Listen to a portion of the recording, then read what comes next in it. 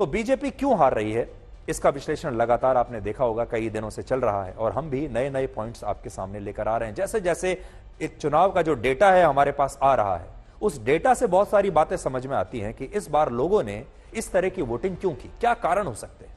तो अब आप ये देखिए कि देश की जीडीपी बनाम परिवार की जीडीपी का वो कौन सा मुद्दा है जिसने बीजेपी को इस बार 250 पार भी होने नहीं दिया।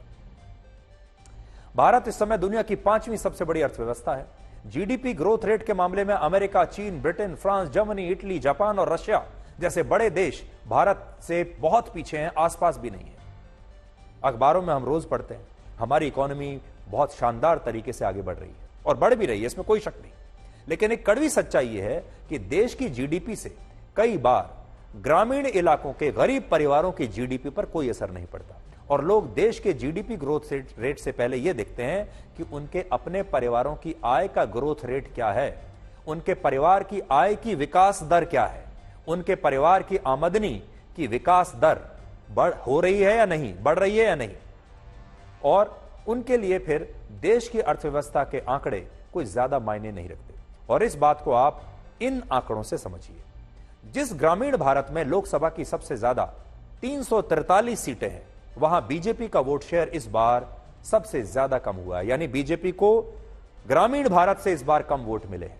पिछली बार बीजेपी को ग्रामीण भारत में, जिसे हम असली भारत कहते हैं, 39.5% वोट मिले थे पिछली बार, जो इस बार सिर्फ 35% रह गए और ग्रामीण भारत में बीजेपी का वोट शेयर पिछली बार से 4.5% कम हो गया, जबकि शहरों में बीजेपी का वोट शेयर लगभग 6.5% तक बढ़ गया। शहरी भारत में पिछली बार बीजेपी को 33.6% वोट मिले थे, इस बार 40% पर पहुंच गए।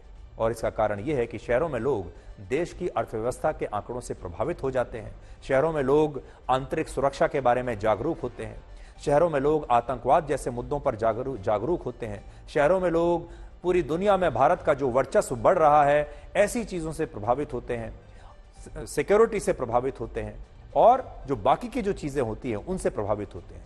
लेकिन जो गांव में रहने वाला वोटर है वो देश से पहले सिर्फ अपने परिवार की जीडीपी को देखता है और यही वजह है कि सरकार भी गांवों में मुफ्त राशन, प्रधानमंत्री आवास योजना के तहत मुफ्त घर, उज्ज्वला योजना के तहत सिलेंडर और दूसरी तमाम लाभकारी योजनाओं को सबसे पहले ग्रामीण भारत में पहुंचाती है और सरकार की योजनाओं के लाभार्थी सबसे ज्यादा गांव में ही होते हैं।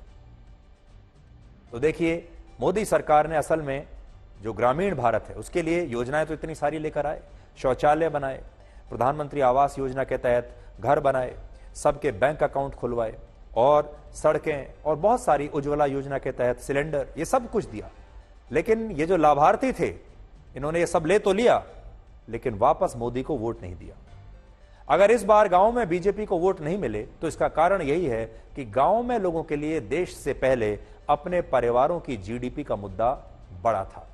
जिस उत्तर प्रदेश, पश्चिम बंगाल, हरियाणा, झारखंड, बिहार और महाराष्ट्र जैसे राज्यों में लोगों की प्रति व्यक्ति आय में सबसे कम वृद्धि दर रही है, उन राज्यों में बीजेपी को सबसे ज्यादा नुकसान हुआ है। यानी जहां आय कम है वहां बीजेपी को वोट भी कम है।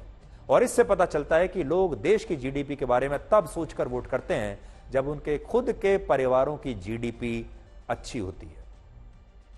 बीजेपी की हार का एक और बड़ा कारण यह भी रहा कि उसने दल बदलू नेताओं पर जो दांव खेला वो दांव फेल हो गया।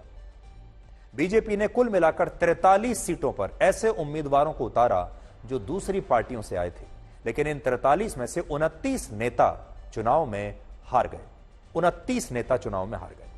इसके अलावा बीजेपी और एनडीए ने 11 ऐसे नेताओं को चुनाव लड़वाया जिनके खिलाफ ईडी, सीबीआई और इनकम टैक्स की जांच चल रही थी और ये नेता चुनाव से ठीक पहले कांग्रेस और दूसरे दलों से छोड़कर बीजेपी और एनडीए के सहयोगी दलों में आए थे और इन्हें तुरंत टिकट भी मिल गया। लेकिन इनमें से भी 7 नेता चुनाव हार गए और जो सीटें बीजेपी बड़ी आसानी से जीत सकती थी वहां पर दल बदलू नेताओं पर दांव लगाने से उसे एक बार और बड़ा नुकसान हो गया। अब आप सोचिए, ये सारी सीटें अगर बीजेपी ने जीत ली होती, अगर उन्होंने यहां ठीक उम्मीदवार लगाया होता, तो अब तक बीजेपी अपने दम पर बहुमत हासिल कर चुकी होती। आज उन्हें नायडू और नीतीश कुमार के दरवाजे पर ना जाना पड़ता, अगर यहां ठीक उम्मीदवार दे दिए होते तो। लेकिन ये उम्मीदवार जो थे, नाम तो बड़े बड़े थे, लेकिन ये जीत नहीं पाए। इन नतीजों में बीजेपी के लिए सीख ये है कि उसे किसी भी नेता को टिकट देने से पहले अपने स्थानीय नेताओं, अपनी स्थानीय यूनिट, राज्य की यूनिट और अपने कार्यकर्ताओं से जरूर विचार विमर्श करना चाहिए और उनकी राय के आधार पर फैसला करना चाहिए। बीजेपी के जो कार्यकर्ता जिन नेताओं के खिलाफ 10 साल से नारेबाजी करते आ रहे थे, जिन नेताओं के खिलाफ काम कर रहे थे, आखिरी मिनट पर अगर आप उन्हीं कार्यकर्ताओं को उन नेताओं के पोस्टर लगाने के लिए कह देंगे तो फिर कैसे चलेगा। सूत्रों से ऐसी भी खबरें हैं कि अकेले उत्तर प्रदेश में 26 सीटों पर, हरियाणा में 4 सीटों पर, कर्नाटक में 14 सीटों पर और यहां तक कि दिल्ली और पश्चिम बंगाल में भी कई उम्मीदवारों के नाम को लेकर बीजेपी के स्थानीय नेताओं में नाराजगी थी, जिससे बीजेपी को आखिर में जाकर नुकसान हुआ। इस बार मोदी सरकार के 19 मंत्री चुनाव हार गए। देखिए, 19 मंत्रियों का चुनाव हार जाना छोटी मोटी बात नहीं है। और उनकी लिस्ट देखिए, और इन 19 मंत्रियों में सबसे बड़ी हार जिस मंत्री की हुई है वो है श्रीमती स्मृति ईरानी जी। सबसे बड़ी हार उन्हीं की हुई है, जो महिला एवं बाल विकास मंत्री थी, जिन्होंने अमेठी में चुनाव लड़ा था। और अमेठी में स्मृति ईरानी जी की हार का अंतर 1,67,000 वोटों का रहा है। और यह हार भी उन्हें किसी बहुत बड़े नेता के हाथों नहीं मिली है। यह हार उन्हें राहुल गांधी से नहीं मिली है। यह हार उन्हें कांग्रेस पार्टी के एक कार्यकर्ता, जो पहली बार चुनाव लड़ रहे थे, जिन्होंने खुद कभी यह नहीं सोचा था कि वो कभी चुनाव लड़ेंगे और सांसद बनेंगे,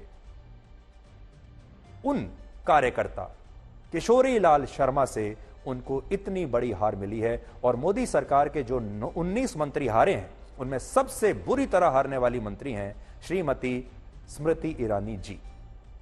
इसके अलावा झारखंड में अर्जुन मुंडा की हार का अंतर 1,49,000 वोटों का रहा और बाकी के जो 17 मंत्रियों की हार का अंतर भी 1 लाख वोटों से कम का रहा। और यह भी पहली बार है जब मोदी सरकार के 19 मंत्री इस तरह से चुनाव में हारे हैं। यह भी पहली बार हुआ है।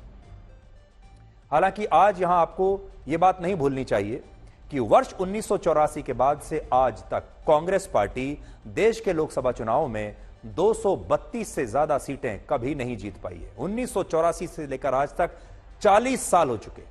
वर्ष 1991 के लोकसभा चुनाव में कांग्रेस ने सबसे ज्यादा 232 सीटें जीतकर पीवी नरसिम्हा राव के नेतृत्व में 5 वर्षों तक गठबंधन की सरकार चलाई थी। और उस जीत में गांधी परिवार का कोई ऐसा खास योगदान नहीं था। तब तो गांधी परिवार जो है, ना राहुल गांधी इतने बड़े थे और ना ही सोनिया गांधी सक्रिय राजनीति में आई थी। लेकिन आज जब बीजेपी 240 सीटें जीतकर एनडीए की सरकार बना रही है, तो कांग्रेस इसे बीजेपी की हार बता रही है। जबकि सच्चाई यह है कि कांग्रेस ने वर्ष 2004 की यूपीए की पहली सरकार जब बनाई थी, तब कांग्रेस के पास सिर्फ 145 सीट थी। जब पहली बार यूपीए की सरकार बनी 2004 में 145 सीट, और 2009 में यूपीए की दूसरी सरकार जब उन्होंने बनाई तो तब उनकी सीटें थी 206।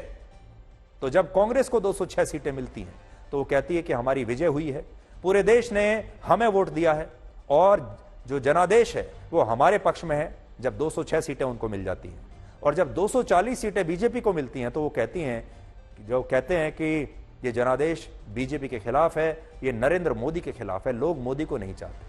तो अगर 206 सीटों में लोग कांग्रेस को चाहते हैं, 200 से नीचे जब आपका आंकड़ा आता है तब कांग्रेस को चाहते हैं, तो फिर 240 पर बीजेपी को क्यों नहीं चाहते। सबसे बड़ी बात यह है कि यूपीए की 10 वर्षों की सरकार के बाद जब कांग्रेस ने वर्ष 2014 का चुनाव लड़ा, यानी 10 साल सरकार चलाने के बाद 2014 का चुनाव जब लड़ा, तब उसकी सीटें 79% कम हो गई, 79% कम हो गई, यानी वो एक तरीके से साफ हो गई। और कांग्रेस पार्टी 206 सीटों से सीधे 44 सीटों पर आ गई 10 साल सरकार चलाने के बाद। जबकि बीजेपी ने 10 वर्षों की सरकार के बाद जब इस बार चुनाव लड़ा तो उसे सिर्फ 21% सीटों का नुकसान हुआ और उसकी सीटें 303 से 240 पर आ गई। तो अब अंतर देख लीजिए, बीजेपी तो आज भी 10 साल सरकार चलाने के बाद 240 पर खड़ी है, लेकिन कांग्रेस 44 पर आ गई थी। और वही कांग्रेस आज जश्न ऐसे मना रही है जैसे उसने पूर्ण बहुमत हासिल कर लिया। इसके अलावा 10 साल सरकार चलाने के बाद बीजेपी का वोट शेयर 2019 के मुकाबले सिर्फ 1.2% कम हुआ है। लेकिन यूपीए की 10 साल सरकार चलाने के बाद कांग्रेस का वोट शेयर 2014 के चुनाव में 9% कम हो गया था।